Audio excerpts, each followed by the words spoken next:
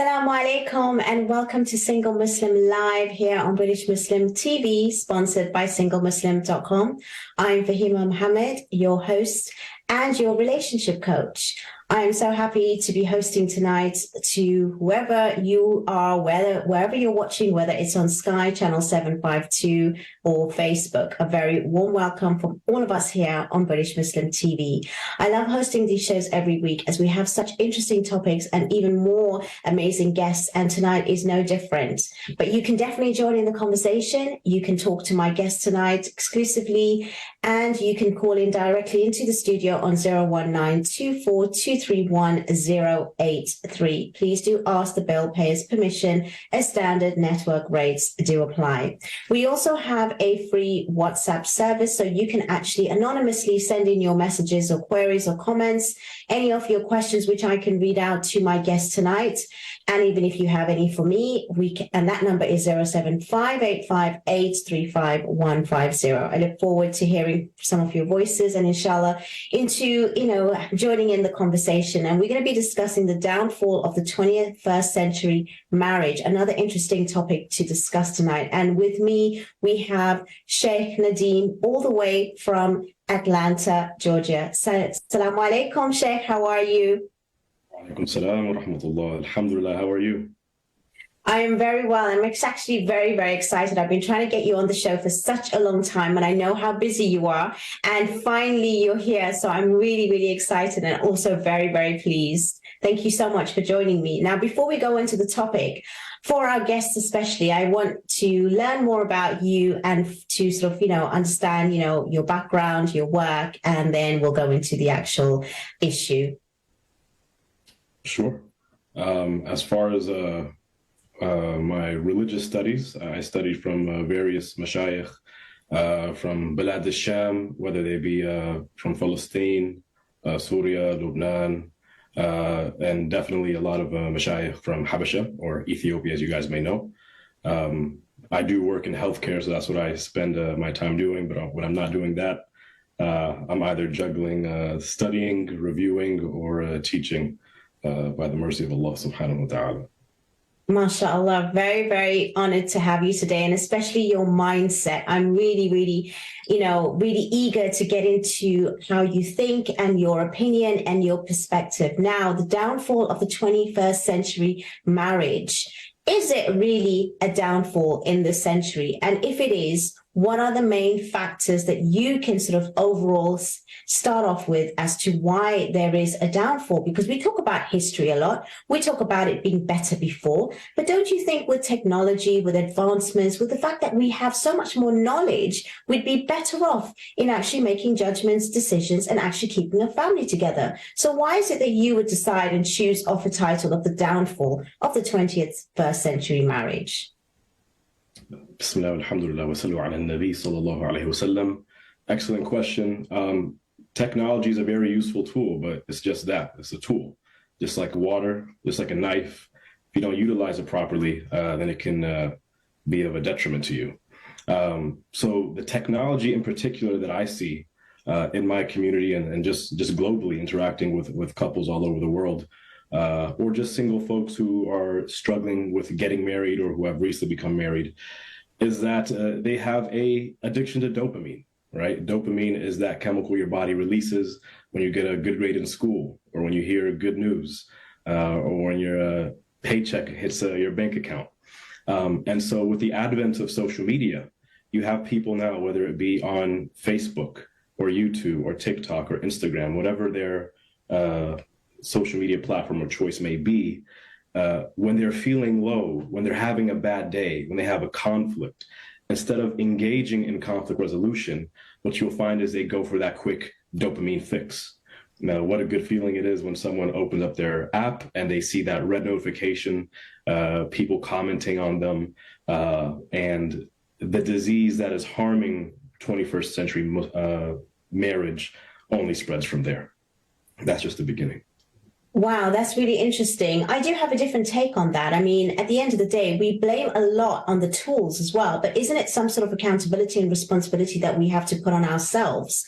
Because there are people that are grown up, for example, in psychology with parents that maybe be alcoholic, right? For example, and one will turn out to be that way and the other doesn't. So isn't it some sort of psychology or influence or environment to a certain extent? But at the other hand, it's you deciding and taking on that journey. And what is it that makes someone different and stand out to make those different choices? One, to be the downfall, and one, to use that as someone to grow and be better. How do you see that? So from the beginning of time, people have always struggled with issues in their personal life, albeit alcoholism in their family, physical abuse, verbal abuse, living in dangerous neighborhoods or having not as many resources as others. And these are issues, although they can make or break us, we are accountable at the end of the day for the choices we make. However, we have this new drug in our hand, again, connected to this Wi-Fi 24 hours that distracts us from working on those issues. We sympathize with anyone who's a victim of violence or tough upbringing, or just they may not have those extreme things that have happened to them. But instead of actually seeing what can I do to get out of this circumstance or this cycle of sadness and depression and sorrow, you all you have to do is just pick up something in your hand and just start scrolling or start watching. I mean, I remember in the 90s, I don't know how many of you guys grew up in the 90s, but if you want to watch TV, most of us didn't have cable. The cartoons stop at 3 o'clock. What do you got to do to entertain yourself? You got to play outside. You don't interact with actual human beings. You got to play with your toys that don't have batteries. You don't charge your toys. You have a lot of time to reflect and think. And likewise, as you grow up throughout middle school and high school, the same applies. So no matter what situation or circumstance that you are in, you at least allow yourself the time to reflect. Even if you wanted to use a computer, most of us in the early 2000s, we had one bulky desktop computer in our house for everyone to see, so you couldn't do anything you shouldn't be doing. And if you want to use it, great, but you have to share with mom, dad, brothers, sisters. But now everyone has that desktop computer in their hand. And if your TV show ends, there's another TV show, there's another YouTube video to watch. Whatever you want to watch, you can constantly entertain yourself. And entertainment is a getaway from the conflicts we have. And so, yes, again, in conclusion, those negative things that happen to us, they're unfortunate, but we do have a sense of accountability. But the likelihood to be accountable significantly decreases when you're always having fun. I mean, how many of you guys have taken a vacation before or went out to a nice dinner party or something entertaining? And in the midst of that, you're thinking about the realities of life. Don't people take a vacation to get away from life? So your smartphone is like a mini vacation. You can walk in the room and call your sibling's name 5 times. They won't even hear you because they are in the zone receiving that dopamine.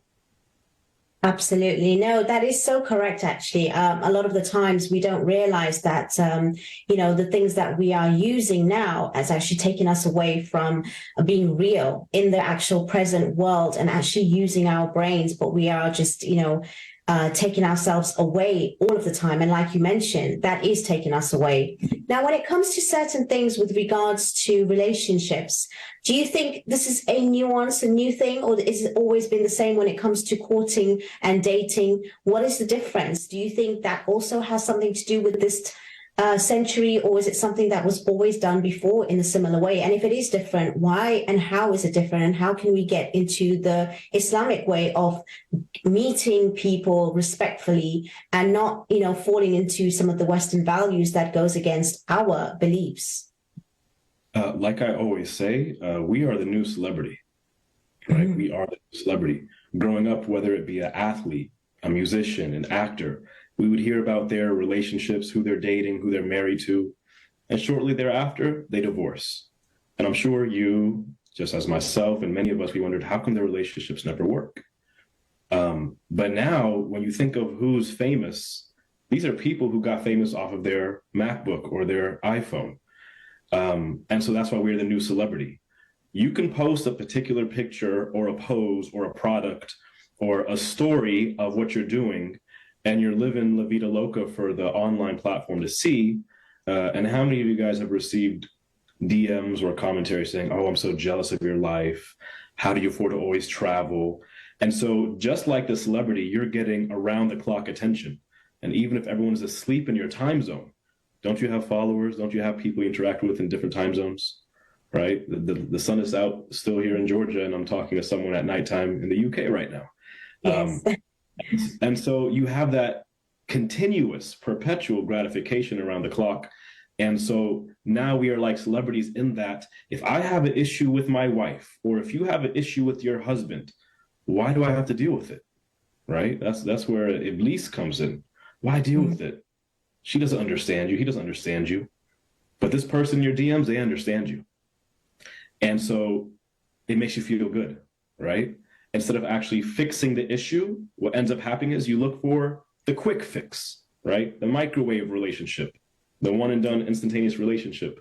And so that opens the door to, we have to decipher what is the difference between courting and dating. A lot of Muslims, they don't like using the word dating, but the reality is they are dating. Courting is with a very specific and defined end goal for marriage. You are interested in this person because out of the 3 billion potential people you could pick on earth, this person is someone you say, I could live my life with them, flaws and all. I entrust this person to raise my future sons and daughters and to support me in that. But for those who are used to, again, that dopamine fix, and as you guys know, when you take drugs or when you play video games, what do you have to do when you're done? You have to have a higher dosage just to feel that same feeling you had before. And so courting, which leads to marriage, it gets boring sometimes, right? Yeah. But if you always have someone in your DMs always complimenting you, I can't believe he treats you like that. Man, I would never treat you like that. You're so beautiful. Wow, you're so eloquent. You get this over and over again. And the reality is, yes, our spouses should be receiving words of affirmation and love and support, but it's not normal to get that around the clock. Well, on that note, you've given us so much so far. We're coming on to our first break, and we're going to continue this conversation as we're going to find out as to how do we choose those potential spouses in the correct manner. And inshallah, please do stay with us as we are going to be talking to Sheikh Nadeem after the break, and we're going to have much more questions divulging much more deeper. Don't go away. Stay tuned, and we will be back in a few minutes. Take care.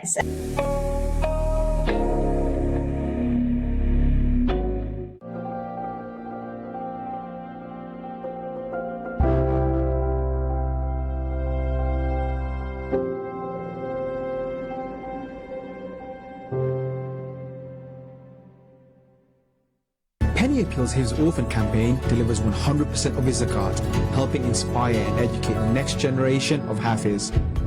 Our 100% zakat donation policy ensures that Sonia receives Quranic education in a loving and learning environment, in addition to nutritious daily meals and medical care. This Ramadan, give your zakat through Penny Appeal and guarantee that 100% of your donation reaches those most in need 100% of the time. Penny Appeal, small change, big difference. Search Hyundai. You have arrived at your destination. Hyundai. If you think you know our cars and how to say our name, maybe it's time to think again. Hyundai, not Highland Eye. Oh, it's Hyundai, by the way. Hyundai. Search Hyundai. It's the dawn of a new Hyundai.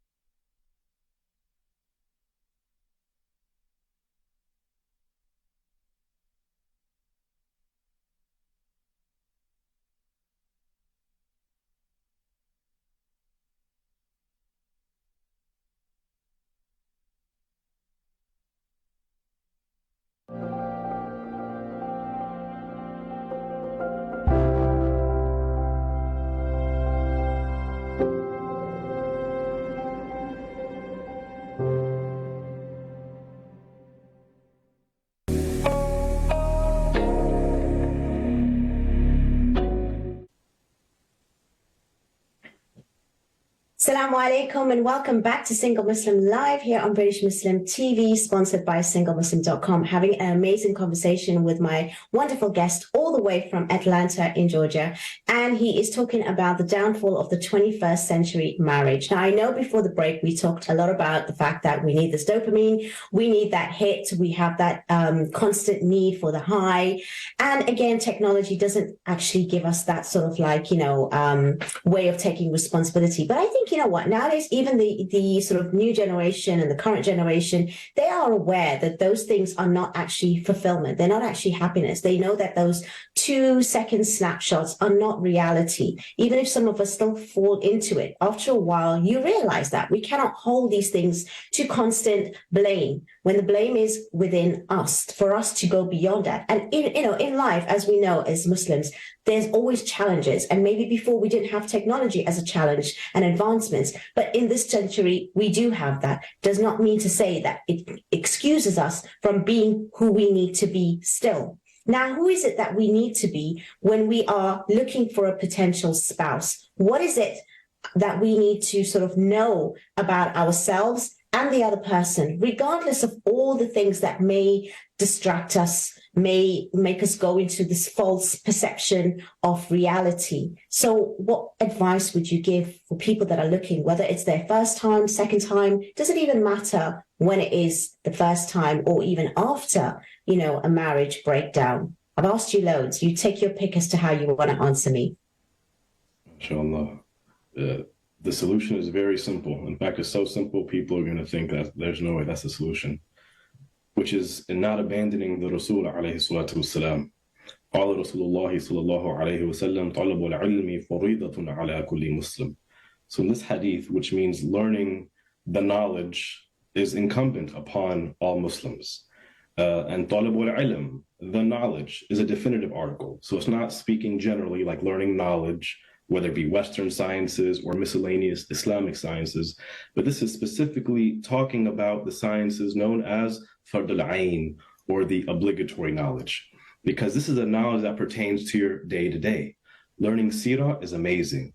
Tafsir is a great opportunity to get a hold of, and likewise the different qira'at of the Quran, or whatever sciences that may appeal to your liking. But this fiqh, this Islamic jurisprudence, this gives you the tools that the Rasul alayhi salatu wasalam literally sacrificed his life for, and thereafter over 1,000 years of scholarship have dedicated their life to codify and organize this knowledge so you know how to conduct yourself. Because if you go into a relationship where you're courting or you're engaged or you get to that marriage stage, or you're in the breakup stage, whether you're breaking up, contemplating a divorce, a breach of the marriage, etc., you have to follow a certain guideline.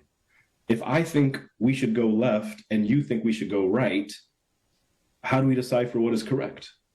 And this is by saying, my ego, my nafs, my opinion does not outweigh the guidance of the Rasul alayhi salatu wasalam. And so in great detail, whether you follow any of the 4 schools, and we respect all 4 schools of Islamic jurisprudence, they detail not just how to get married, but before that, how to get engaged properly, how to conduct yourself if you don't want to get married. Who is it recommended to get married for? A lot of people say getting married is half your deen, is sunnah. It's not sunnah for everybody. And so if you learn not just the obligations of the spouse and the rights of the spouse, but the adab of the spouse, how to treat them and their family and who they love, then this significantly reduces and diminishes the stressors that people have in the courting or marriage realm.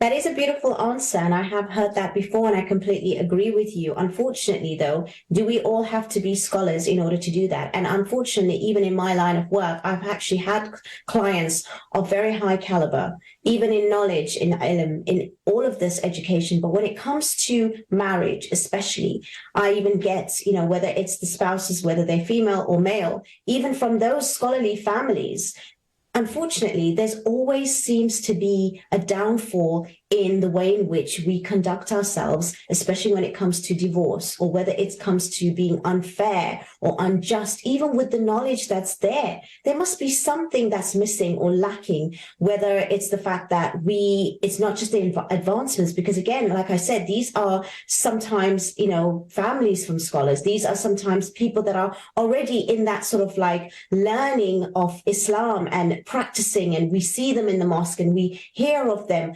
What is missing, Sheikh? I mean, do we not have enough scholars to teach us about the Islamic marriage, where it's actually going to be making a difference to the people that actually need it? Or is it someone that has to take it upon themselves to learn? What is missing? What is in the household, even when it comes to parenting? Because all of a sudden, what you're saying, it makes so much sense and it's so easy, but I find it so rarely practiced. It's rarely practiced because Islamic scholarship is rare. It's rare, but it exists. And if you look at the history of Islam, this year marks the 100-year anniversary, if you want to call it that, wherein we don't have a Khalifa. So out of the 1,400 some odd years, 1,300 of those years had a caliphate. And with a caliphate comes real scholars, not the scholars for $1 on the minbar who make millions of dollars. And of course, we're not here to pocket watch. If someone's making halal money, ahlan wa sahlan, we're proud of them, and may Allah facilitate more rizq for them. However, you have to ask yourself, what does this person bear to lose by speaking the truth to me? Because you have to understand, now Islamic masajids, at least in the West, they are starting to go in the same direction as mega churches. Large lights, a lot of marketing, and these are all, suburbs. They're all means for spreading the message. But if by speaking the truth, you may lose your money, your popularity, your fan base, the attendance to your events, then doesn't it make sense that people would start sugarcoating or adding fluff to the true Islamic knowledge? Because what did the Prophet ﷺ and what did the scholars of Islamic history, what did they have in common? They had no desire for the dunya. They had no desire. They had a desire for being honest, people of integrity and passion. But nowadays, these resources that innocent Muslims are leaning on are not actually scholars. And so again, not everyone has to be a scholar. That's not realistic. We're going to have scholars. We're going to have students of knowledge. We're going to have those who, hey, I learn when I go to Jumu'ah, and that's okay. But as long as you know the sources to go to that, again, go back to these 4 schools, not whatever I think Islam means, then you're actually connecting yourself to the chain that takes you to the Rasul alayhi salatu wasalam, because they had marital issues in the time of the companions. The difference is the source of knowledge on how they went about their issues was pure and unadulterated. And so we have to do that due diligence to figure out, does this person actually love me and love the Rasul alayhi salam more than their fan base? Because I can't tell you how many husbands or ex-husbands and ex-wives have come to me and said, I hate my imam. When I was going through divorce, he didn't really pick my side or their side. He just seemed very neutral. What's the pattern here? He has a congregation to lose if he doesn't pick his words wisely. So you have to pick people who love Allah subhanahu wa ta'ala and love the Rasul more than a congregation, and they will open that pathway by the grace and the will of Allah to what the true knowledge is, and they won't hide it from you, no matter even if people try to cancel it. No, absolutely correct. I think we each have to take that own responsibility and accountability to learn for ourselves. Even if we are born in an Islamic home, we have to take it upon ourselves to learn. And I've always said that we cannot just, inherit our faith. We have to work towards gaining it ourselves. That's why when doors are closed, when parents are not there watching all over us, that's when we become our true selves, when we choose. And that takes a very, very special individual and someone. It's not difficult. It just means that you are, wanting to understand this life. And even me at a young age, understanding the existential, side of life. And you're like, why are we doing it? And the meaning and purpose. And it's not just about people telling me the rules. I wanted to dig deeper. So it was a choice. So as much as you are born in a Muslim home, you need to make that choice for yourself to learn. It doesn't mean you have to take a course. There's loads of things out there available for you, or just read books. The main thing I think is reading books And I think it's the most important thing that you can do is actually take that upon. So great advice so far. What is the main reason now? Because we see that such increase, especially amongst our Muslims, not just, you know, in the Western society, but just generally now we're hearing about divorce being so high and it's ever, ever increasing. It's either people delaying marriages or the divorce rate is unreal. And it's just something that we are not really addressing. And there's going to be a point where there's going to be mainly single people and, you know, single family home units. So what do you think those sort of common causes are and how can we fix it? What are the solutions to this? You know, when you fight or argue with your friends, this is going to happen with your family members. This is going to happen. But what happens when you don't resolve that issue? You bury it under the rug. Okay, that happens sometimes. But you do it again and again and again. That friendship's going to crumble. You're going to feel like your feelings are not being validated. You feel like, am I the only one invested here? So likewise in the marriage, when you fight with your wife or your husband, and when you fight, you just hit up the boys in the group chat and you go to the shisha house, whatever you guys call it in the UK. That was exactly that. I'm smiling because it's very similar. Or he goes to the gym. And it's good to go to the gym, but you're using the gym as a means to escape the conflict. Because when you come home, guess what? She's probably going to be in the bedroom or watching TV, and you can just kind of slip to your own quarters, wake up the next morning, and it's not resolved. Likewise, what does she do? She goes to the group chat or she texts her best friend, can you believe he did such and such? It feels good in the moment. Instantaneous validation from the friends or from the people in the gym or from the results in that mirror in the gym, instead of the validation you sought from your spouse. Because the reality is no one's fighting by themselves. Very rarely in a conflict is it a one-way street. It happens. But even when you're in the right, you have to ask yourself, do I value being right more than I value the relationship? Yani adults, we do what we have to do, not what we feel like doing. If I see this person I is... actually want to question you on that, to be honest. You up on there, but we are coming on to another break, and that's a good point to end on because we're going to come back on that. I want to question you about the fact that do we actually, go on to the fact that are we right or actually are we fighting for the marriage? I think that's a very valid point, and we are going to continue this conversation in a few moments. Make sure you stay with me again. Stay tuned. Don't go away. We have so much more to discuss, and we'll see you in a few moments.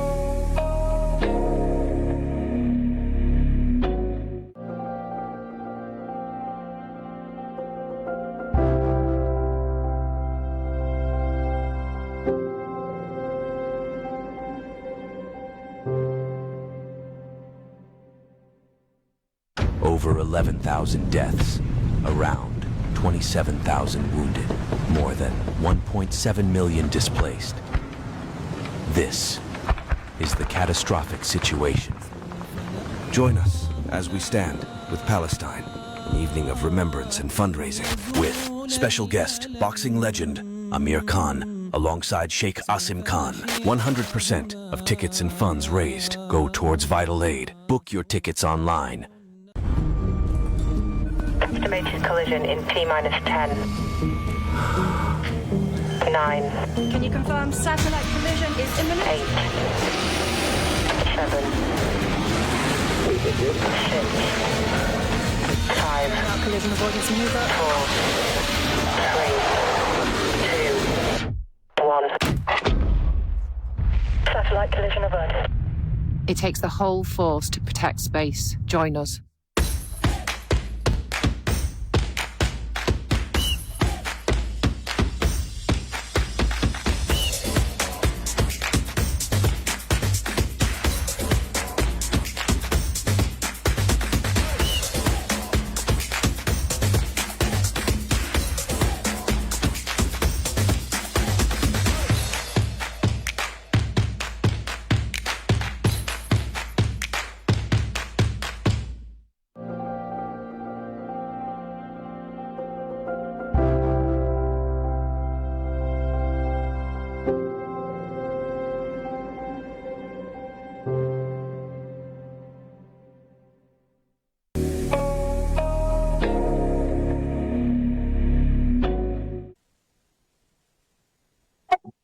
Assalamu alaikum and welcome back to Single Muslim Live here on British Muslim TV, sponsored by SingleMuslim.com. Having such an intellectual conversation, it's so amazing to have someone who can really understand our faith and give some real sound advice and tips. So if you have just tuned in, please make sure that you rewind and watch from the beginning when you get a chance. We have with us Sheikh Nadeem all the way from Atlanta. Now, before the break, you were talking about, do we actually value being correct, or is it more about the relationship? And a lot of the times I hear this as well. It's like, the women do, for example, I deal with a lot of men and women in relationships, but you do find that the women are always tolerating, being patient. And even though people say that they're the first ones to actually, check out, they only check out because, for example, let's take a case study, the fact that they have, put that relationship first. But, it takes two to make a relationship. And when one's checked out and it's constantly saying, okay, we're staying for that reason, we're staying for that, there must be some solution where, whether it's the man or the woman that's checked out, to actually, come down to earth and say, we both need to work at this. We always find one that wants it more, one that works at it more, one that gives that excuse all the time. And eventually, even if you are saying what you're saying before the break, it comes to a point where you keep doing that and it does become resentful, especially when it's not two people working together. And then it does end up eventually. And then you think, why did I waste all that time? Or if I've done so many years of that sort of like waiting and wondering, I'm just like listening and saying out loud what I hear a lot of my clients talk about, and even people that message on the show, with their issues and their emails, so that you can maybe, give them some of your insights if there are issues like this, because it's great to have all of the knowledge. But the reality, unfortunately, is that a lot of people don't have that tolerance and patience. And if they do, there's a breaking point. And it can sometimes, if you wait too long, you can even lose yourself waiting. Respectfully, I'd have to disagree. Because we put up with our annoying friends. We put up with our annoying coworkers and bosses, and definitely our family members. We don't cut out family members from the Eid barbecue now, do we? But marriage is a very unique relationship. And this is why I always, for example, now I'm doing a marriage series on Sundays. And I want to make it very clear to the students, there's a difference between courting and dating. Because when you're dating, you're looking for someone who's compatible with you as far as fun and having a good time. And unfortunately, due to this desire to imitate the bad influences in our environment, Muslims partake in this. The difference is, as a Muslim, they start courting and then they don't know the difference between courting and dating.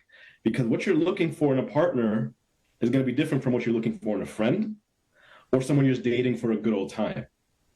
Waldi. So there are some friends, male friends of mine, I think they're awesome. We never argue. We get along, we're like Ernie and Bert, but I would never be roommates with them. If we're in a college dormitory, or if we have to go to a seminar or go somewhere over the summer, and I have to pick my roommates, I would never pick them because they're good friends, not good roommates. And likewise, although Muslims should not be having casual dating and whatever that entails, if you take the criteria, she's hot, he has a great career, okay, when you have a fight, are you going to remember the salary? Are you going to remember the lovely mahar he gave you? MashaAllah, at least he gave me a 20K mahar. Are you going to remember how beautiful she looks? No. Her figure, that's going to come to your mind when you have a conflict. And so you have to ask yourself again, am I doing my due diligence to figure out what makes a good partner for courting and what is their conflict resolution style? Instead of spending that time on FaceTime, calling each other's pet names and complimenting each other, how was your day? How was your day? And it's just, you're pretending. Be honest with yourself, because marriage is a long time. And if you decide to divorce, the implications could be long lasting and you don't realize it. So what are those deep sort of considerations that we need to have when we are considering a potential spouse? Because you so rightly highlighted that we think very surface level when we are thinking about marriage nowadays, and those things that are important, but they're not the things that will actually make the marriage continue long term and even in sort of challenging times. So even if someone has a great figure, they can lose it. Even if someone has a salary, they can lose it. So what is it about that person that we need to consider that will keep us in that marriage, and even through tough times, we can overcome that? The Prophet ﷺ, he validated human nature. He said people are married for 4 reasons: for beauty, for lineage, for wealth, and for religiosity. But if you leave out the religiosity, then surely you are a loser. Our beloved Habib Muhammad ﷺ, he referred to us as losers if we don't take this advice.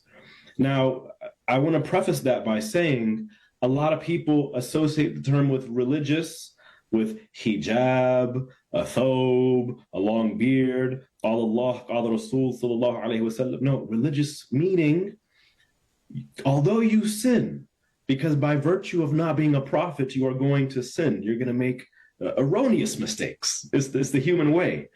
But when you make mistakes, you try to recalibrate yourself and saying, what would Allah subhanahu wa ta'ala want me to do? What would the Rasul alayhi salatu wasalam? If he was a house guest of mine, would I be embarrassed or proud of myself and how I conducted myself towards my wife, towards your husband? And so looking for a partner, flaws and all, they remember how to treat you despite what their feelings say. Even if they slipped up and they spoke to the homies or the girlfriends in the group chat, they say, you know what?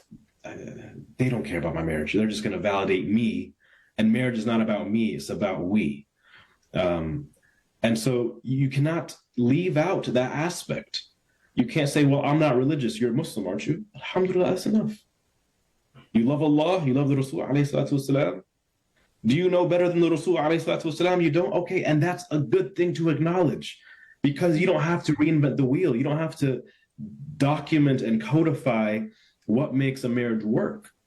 He got that from divine revelation and is preserved in our hadith corpus, which was then transferred into our books of Islamic jurisprudence or fiqh. So you don't have to be a scholar, but you can do a little due diligence. You can say, you know what? I'll give you a simple example if that's okay. I adhere to the Shafi'i school. In the Shafi'i school, the husband is obligated to cook and clean. Some days I get exhausted.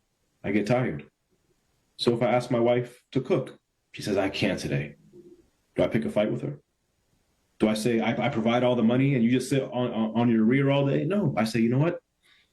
According to our methodology, it's my obligation to cook. Okay, Allah yubarik fikum, I'll do takeout for us. What would you like? Be solution-oriented. Don't play victim all the time. Don't always talk about how you're right. You're going to be right. You're going to be wrong. But like I alluded to earlier, you have to prefer the value of the relationship more than you prefer yourself. Because a nikah is a transfer of responsibility from her father to you. And as a man, you have to, as we say down here, stand on your business. You have to stand on business. Absolutely. Absolutely. No, great answer again. I'm obviously, trying to play devil's advocate here just so that we can get the most out of your knowledge. And obviously I hear so many stories, so I'm going to put that across to you. Apart from even the actual sort of advancements in technology, we are kind of intertwining ourselves with the values of, the Western ways. And, so many Muslims are living in the West. Personally, I see it as in life, there's challenges, and that's a challenge. Then, that makes me stand out to fight for, living through my faith, even if it is challenging and there's not everyone that is Muslim around me. And for me, again, to choose that. But then there are others, they are a product of their environment and they are easily influenced. So what keeps someone on the stead and fast where we can actually not just learn about knowledge, but it's more about not the knowing, but the practice. It's not just the salah. I'm glad you mentioned even before when it's about knowing what and who is religious. It's not just about wearing it. It's like, even if you're praying your salah, you can pray 5 times a day, but it's that in between that salah that actually, helps you conduct yourself in a particular way. And that should really be a jumpstart to conduct you in between your salah, for example, and so many other things that we do, whether it's in, fasting and psalm and giving charity and everything else. It builds our character.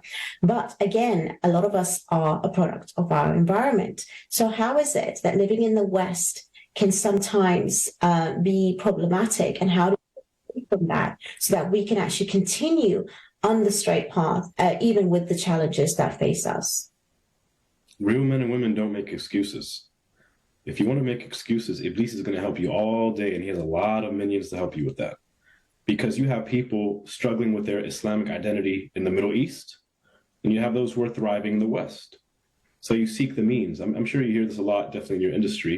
Don't a lot of self-development coaches and motivational speakers, they say, tell me the 5 people you spend the most time with, and I'll tell you who you are.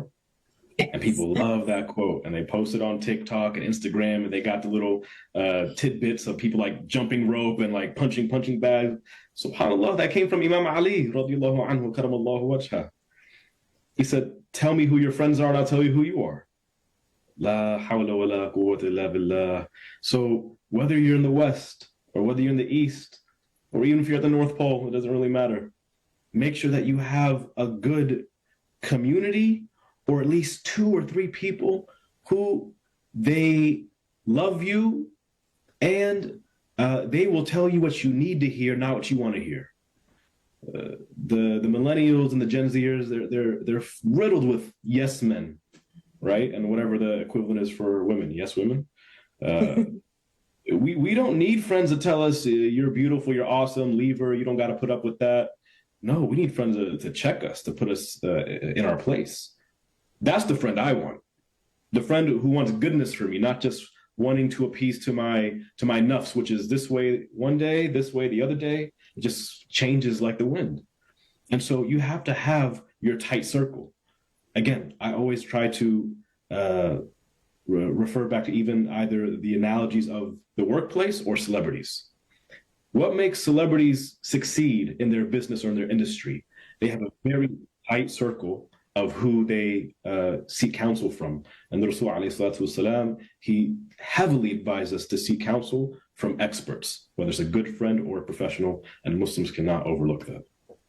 Absolutely amazing again. And I think it's again something that we do speak about in modern psychology and self-development. But yes, it's already in our faith, and everything that I've studied, I always look back and think, I know that already. It's just that it's in a different terminology and a different way of speaking it.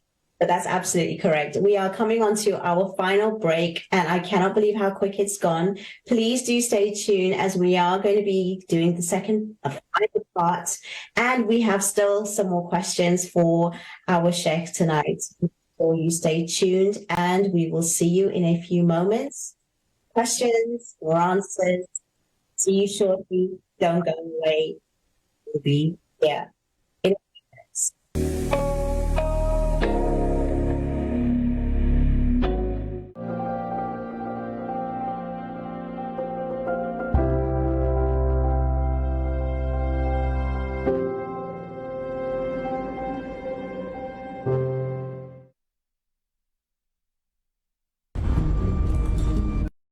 Estimated collision in T-minus 10.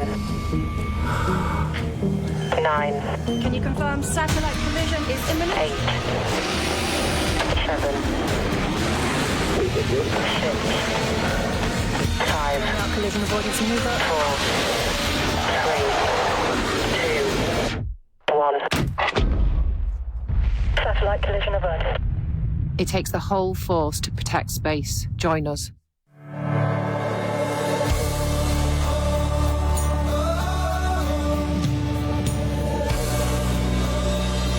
We all have the potential to be whoever we want to be.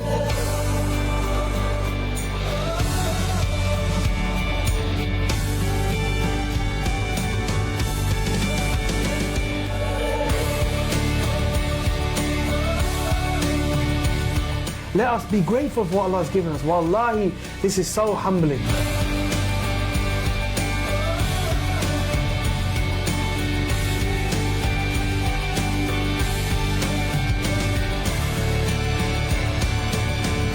Let us rejoice in our common humanity and live together peacefully in a way that is pleasing to God, in a way that follows the ways of Muhammad sallallahu alaihi wasallam.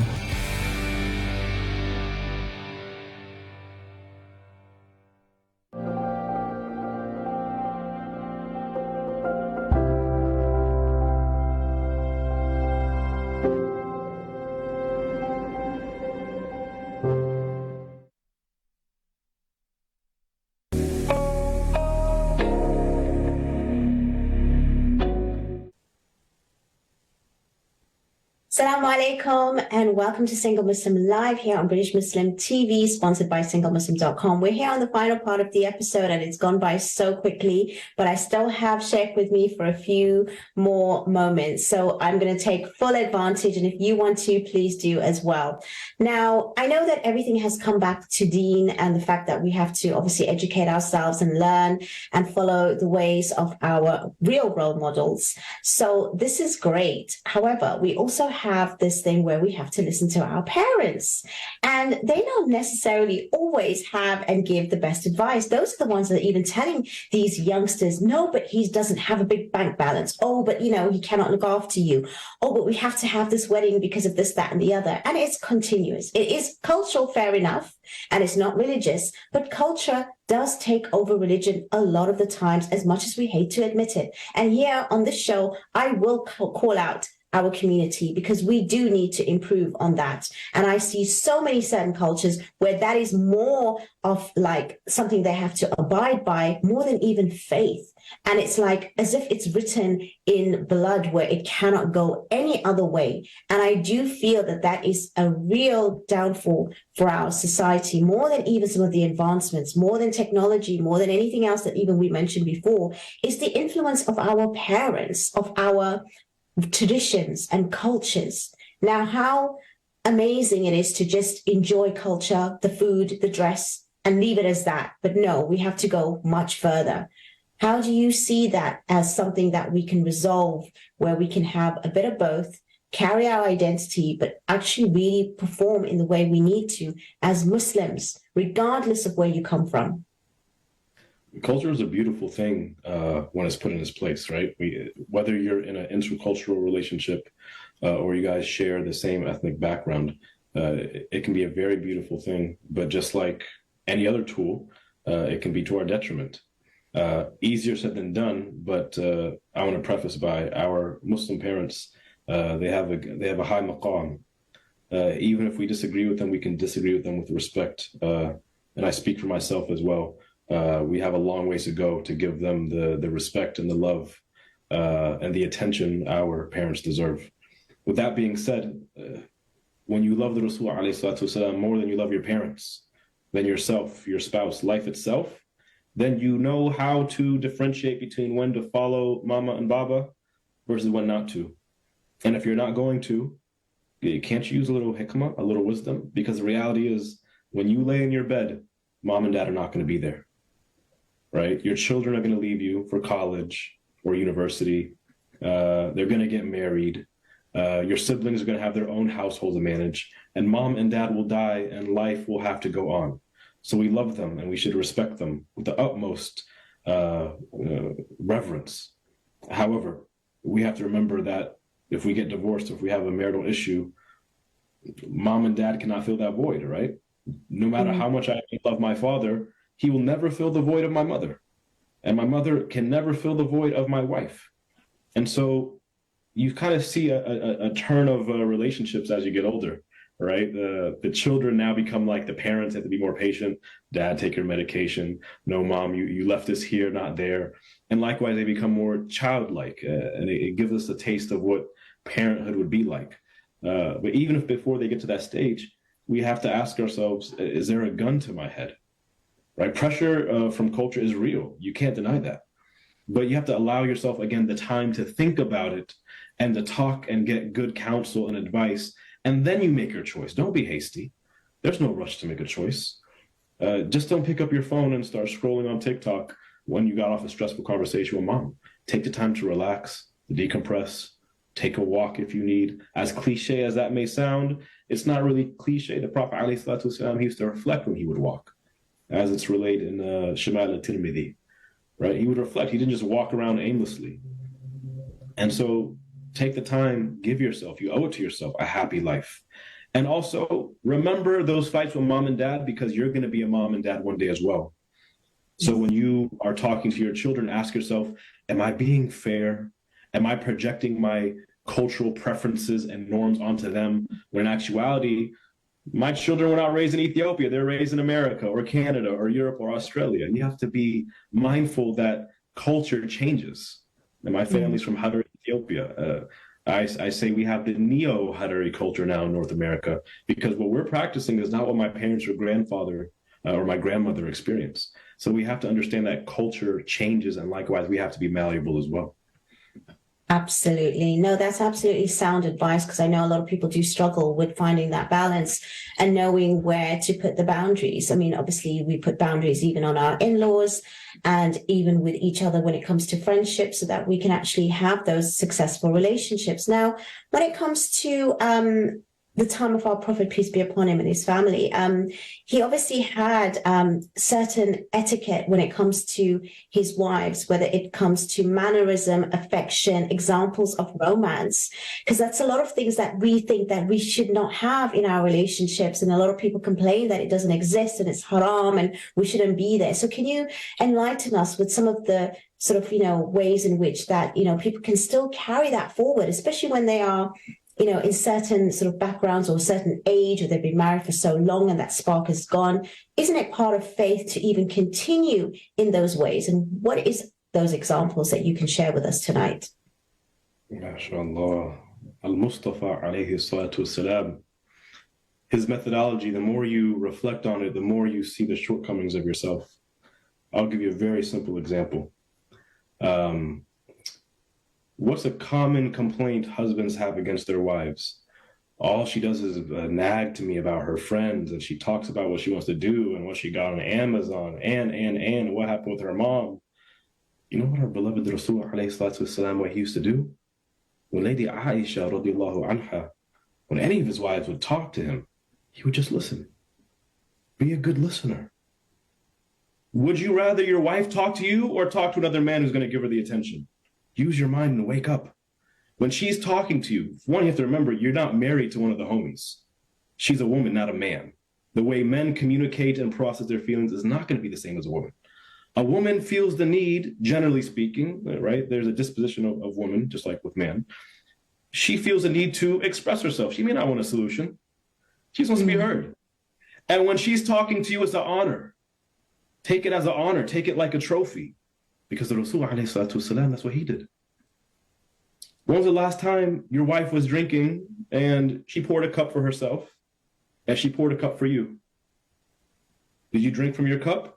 Or did you remember the Rasul alayhi salatu wasalam? He would take his cup, put it to the side. He would take her cup, Lady Aisha radiallahu anha. That's the side she drank on. You could see the little lip imprint, and he drank from it. Subhanallah. You're having a good day with your wife. That's the je ne sais quoi. That's the icing on the cake for having an amazing day. How do you think that's going to make your wife feel? Subhanallah. Allah. Even if he was going to the houses of his other wives, or he's not going to be able to stay the day at this wife's house, can you imagine? Allah, he would come to the door. Yani, he wouldn't enter because he knows the shara. He would say, Assalamu alaikum, people of the house. Allah.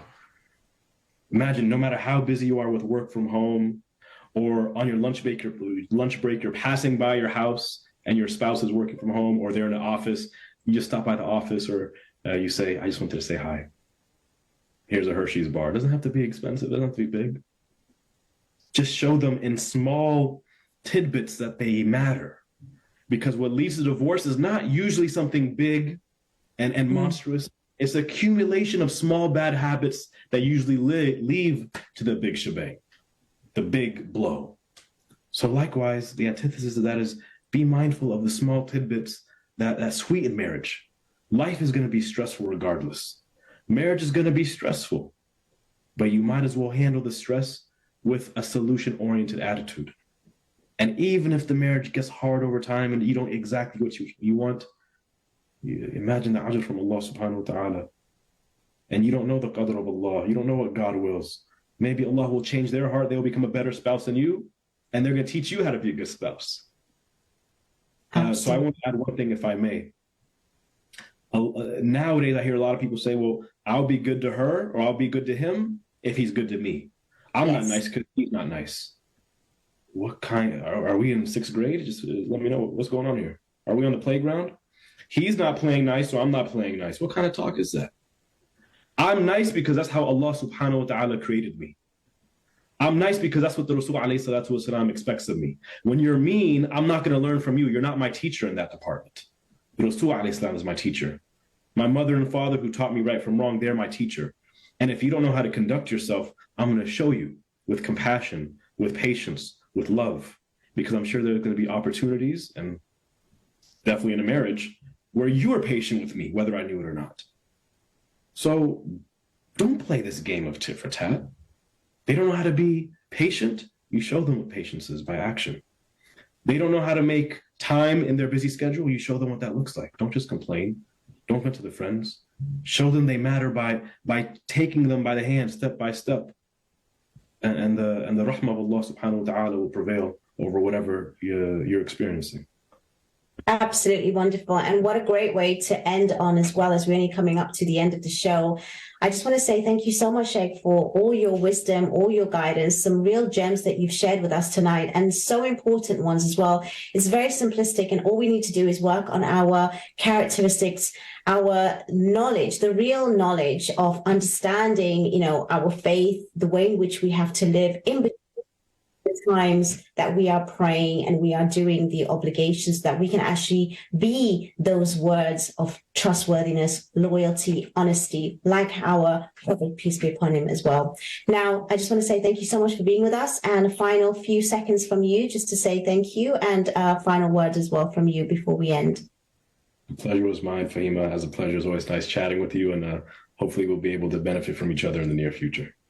Oh, absolutely. I've already You've reminded me so many things already. It's been an absolute pleasure. Inshallah, we'll have you on again. It's such a great collaboration. And, you know, this is what it's all about, is to have this kind of like intellectual conversations that we can actually bring it back down as to what it really means, that meaning and purpose in life, so that at the end of the day, there is no real sort of like problem that we cannot resolve, no challenge that we have no answers to. And you've given us all the solutions that we can think of. And it all comes down that faith.